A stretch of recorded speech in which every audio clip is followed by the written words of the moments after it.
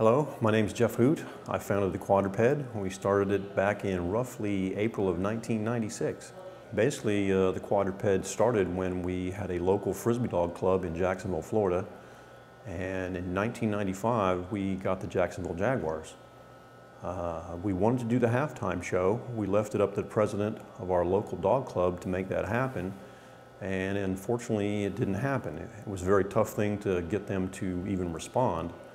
And ultimately, we watched a local team from the Miami area come up and do the halftime show in front of us.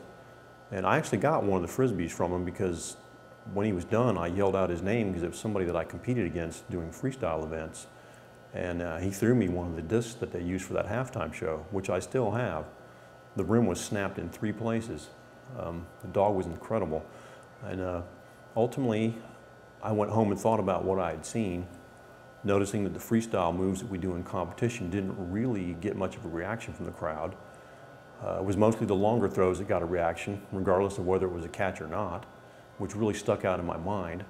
So I sat there for a couple of days with a yellow legal pad and came up with the idea of 4 teams doing long distance catching, kind of a king of the hill thing where one team is eliminated in each round. And I wanted to try to get their interest in it. I sent the owner of the Jacksonville Jaguars letters, probably about half a dozen, never got a response. Then I got the idea that since I'd gone to a couple of games that I could print up a letter and find the owner at the game and make sure that he actually got it. So I did that. I spent a couple hours walking around before the last game of '95, bumped into him, gave him the letter. A few days later, we got a call from somebody in the organization that wanted to discuss us doing a halftime show the following year.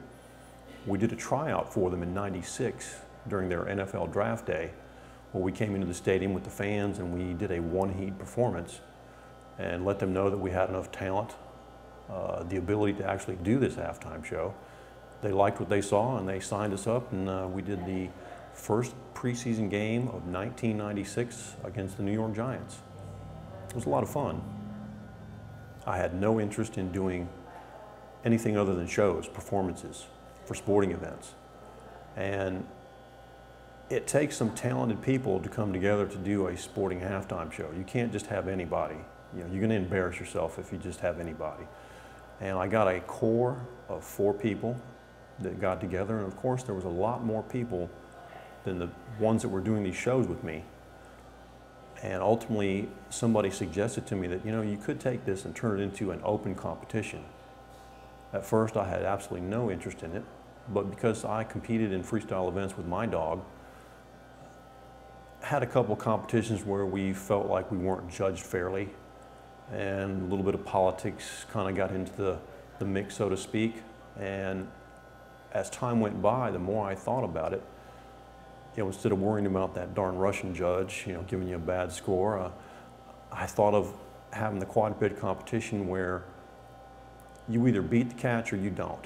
It's clean, it's simple, less complicated, and the idea started to grow in me to the point where I actually had the very first open quadruped competition in my backyard.